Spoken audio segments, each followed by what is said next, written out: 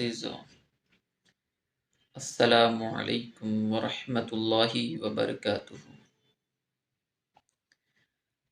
تمام اہل اسلام کو ہم مبارکباد پیش کرتے ہیں کہ آج پہلا روزہ ہے۔ تمام اہل اسلام کو اس پہلے روزہ کی مبارکباد پیش کرتے ہیں اور دعا کرتے ہیں اللہ تبارک تعالیٰ کی بارگاہ میں، اللہ تبارک تعالیٰ میں یہ عظیم مہینہ جیسے عطا کیا ہے، ہم سب اس مہینے میں حاضر ہو چکے ہیں۔ اللہ تبارک تعالی ہم سب کو اس مہینے کے برکت سے تمام مسلمانوں کی جو مسلمان بیمار سے شفا اللہ تبارک تعالی اس مہینے کی برکت سے عطا فرمائے۔ تمام مسلمانوں کی پریشانیوں کو اللہ تبارک تعالی اس مہینے کی برکت سے دور عطا فرمائے۔ تمام لوگوں تمام مسلمان کے جان مال عزت آبرو کی اللہ تبارک تعالی حفاظت عطا فرمائے۔ فلسطین کے مسلمانوں کی اللہ تبارک تعالی مدد عطا فرمائے۔ خصوصاً ہمارے ہندوستان کے مسلمانوں پر اللہ تبارک تعالی اپنا فضل و کرم عطا فرمائے، یا رب العالمین، آمین آمین۔ محترم حضرات، آج پہلا روزہ شریف مبارک ہے۔ اس مبارک موقع پر میں حاضر ہوا ہوں اور کچھ باتیں آپ تک پہنچانے کی کوشش کرتے ہیں۔ اللہ تبارک تعالیٰ کا فرمان الہی ہے۔ تبارک تعالیٰ نے قرآن مقدس میں ارشاد فرمایا، شہر رمضان الذی انزل فیہ القرآن ھدی للناس وبینات من الھدی والفرقان فمن شہد منکم الشہر فلیصمہ۔ رمضان کا مہینہ جس میں قرآن اتارا گیا، جو لوگوں کے لیے ہدایت، رہنمائی اور حق و باطل میں فرق کر دینے والی نشانیاں لے کر نازل ہوا، تو تم میں سے جو کوئی اس مہینے کو پاوے وہ اس کے روزے رکھے۔ سبحان اللہ۔ تو اس مہینے کی عظمت اور برکتیں واضح ہے، کوئی بتانے کی بات نہیں ہے۔ ہر انسان، ہر اہل علم، بلکہ ہر ایمان والا، ہر مسلمان سب اس سے واقف ہیں، ہم آپ سب کوئی۔ تو یہ احکام اللہ تبارک تعالی ہم سب کو دے رہا ہے، تو ہم سب جب یہاں تک پہنچے ہیں تو اللہ کا شکر ادا کرتے ہیں، الحمدللہ رب العالمین، کہ اللہ تبارک تعالی نے یہ مبارک مہینے میں ہم سب کو شامل فرمایا۔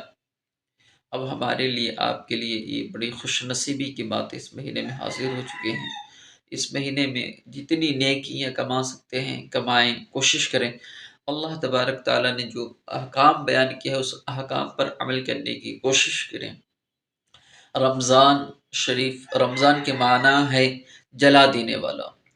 جیسے آگ سونے کو جلا کر اس کی میل کچیل کو دور کر دیتی ہے، اس کو صاف و شفاف کر دیتی ہے، اسی طرح اس مہینے کی نیکی اور عبادتیں مسلمان کے گناہوں کو پاک و صاف کر دیتی ہے، پاک و صاف کر کے چمکا دیتی ہے مسلمانوں کو اور رب کے قریب کر دیتی ہے۔ اس مہینے میں اسی لیے اللہ تبارک تعالی ہمیں آپ کو پاک و صاف کرنا چاہتا ہے۔ حدیث مبارکہ میں اللہ کے رسول صلی اللہ تعالی علیہ وسلم نے ارشاد فرمایا، آقا فرماتے ہیں، جس نے ایمان خلوص کے ساتھ رمضان شریف کے روزے رکھے اور اس کے پچھلے گناہ بخش دیے جاتے ہیں، اور جس نے رمضان کی راتوں میں ایمان خلوص کے ساتھ عبادت کی، اس کے پچھلے گناہ معاف کر دیے جاتے ہیں۔ اور حدیث شریف میں آقا علیہ الصلوۃ والسلام کا یہ تھا کہ رحمت عالم صلی اللہ علیہ وسلم ہمارے آقا رحمت للعالمین ہیں۔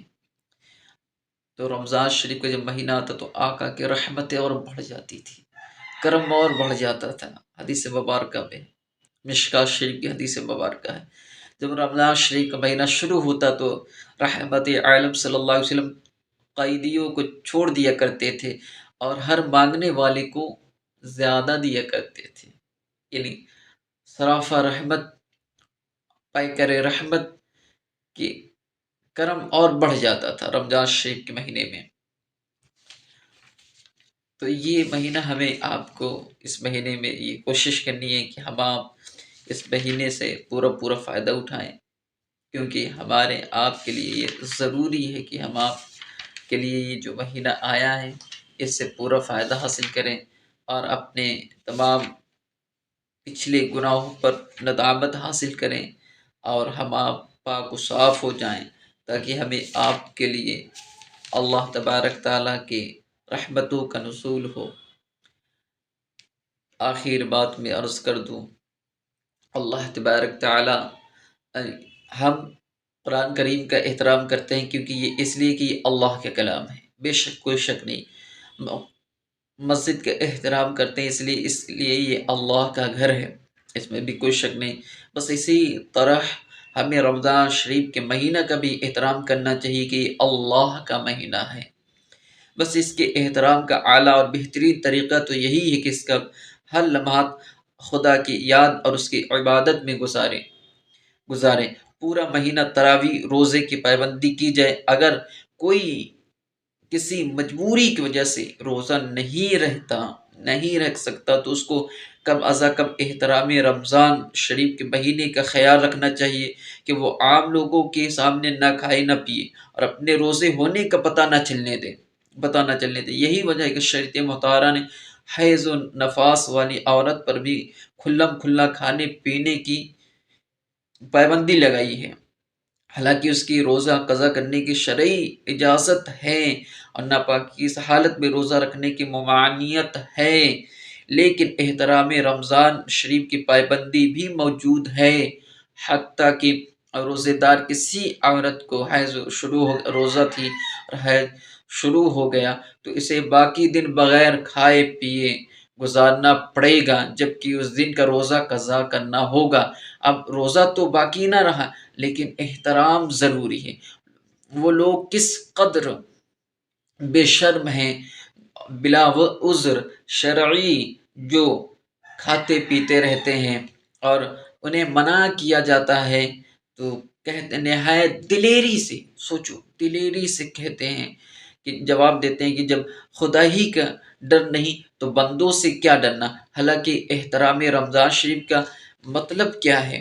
احترام بندوں سے ڈرنا نہیں ہے، رمضان شریف کے مہینے کا احترام کرنا۔ اصل میں اللہ تبارک تعالیٰ ہی کے احکام پر عمل کرنے کی بات ہے، بندوں سے ڈرنا نہیں ہے، بلکہ یہ خدا سے ہی ڈرنا ہے۔ جو شخص خدا کی قانون کی پابندی نہیں کرتا وہ کم از کم مجرم ہے، وہ گنہگار تو اپنے آپ کو جانے۔ کیا عجیب نہیں اگر ہم اپنے آپ کو کوئی بندہ اگر روزہ نہیں ہے کسی وجہ سے تو لوگوں کے سامنے نہ کھائے پیے، اپنے جرم کو کیا ثابت وہ کرتا ہے کہ میں روزہ نہیں ہوں؟ کوئی جرم کر کے آتا ہے، کوئی گناہ کر کے آتا ہے، بتاتا ہے کہ ہم گناہ نہیں کیے، گناہ کیے ہیں، نہیں بتاتا، کوئی نہیں بتاتا میرے دوستو۔ تو جب نہیں بتاتے تو رمضان شریف کے روزے نہیں ہو تو پھر لوگوں کو کیوں دکھا رہے ہو؟ نہیں ہو، وہ آپ کا معاملہ ہے، آپ کا رب جانے، آپ جانے، آپ تیسرے کو کیوں شامل کر رہے ہو؟ کیا یہ کرم نہیں ہو سکتے؟ ہم نے احترام کیا رمضان شریف کے، اللہ رب العزت کریم ہے، کریم سب سے بڑا کریم رحیم ہے، ہو سکتا ہے ہمارے اس احترام کی وجہ سے اللہ تبارک تعالیٰ ہمیں آپ کو احترام رمضان کے جرم کو احترام کرنے کی وجہ سے اللہ تبارک تعالیٰ ہمارے گناہوں کو معاف کر دے۔ تو ہمارے لیے، آپ کے لیے، سب کے لیے ضروری ہے کہ ہم جو اس پر عمل کریں، اور یہ تبھی ہوگا جب ہم اس کے پورے روزے رکھیں، تراویح میں خلوص کے ساتھ پڑھیں، قرآن مقدس پڑھیں، ذکر و عزائم میں اپنے پورے دن کو گزاریں، اپنے کام جو اپنے معمور ہے زندگی کا، جو آپ کام کرتے ہیں، رزق حلال کماتے ہیں، کمائی کوئی شک نہیں ہے ہمارا آپ کا سب کا رزق بڑھا دیا جاتا ہے، تو ہم اپنی عبادت کرتے رہیں، سبحان اللہ، الحمدللہ، اللہ اکبر، درود شریف پڑھتے رہے، اللہم صلی علی محمد صلی اللہ تعالی علیہ وسلم۔ ہمارے آپ کے لیے مہینہ رحمتوں کا مہینہ ہے، برکتوں کا مہینہ ہے، ہمیں آپ کو بس نفس پر کنٹرول کرنا باقی ہے۔ اگر ہم اس پہ کنٹرول کر لیتے ہیں تو انشاءاللہ تعالی ہماری آپ کی دنیا بھی سنورے گی اور آخرت بھی سنورے گی۔ بس اللہ تبارک تعالیٰ کی بارگاہ میں دعا کرتے ہیں، مولا ہم نے جو کچھ بولا ہمیں اس پر سب سے پہلے مجھے عمل کرنے کی توفیق رفیق عطا فرما، اس کے بعد تمام بھائی کو عمل کرنے کی توفیق رفیق عطا فرما۔ مولا ہم نے جو کچھ بولا ہمارے بولنے میں غلطی معاف عطا فرما، استغفر اللہ ربی من کل ذنب واتوب الیہ، استغفر اللہ ربی من کل ذنب واتوب الیہ۔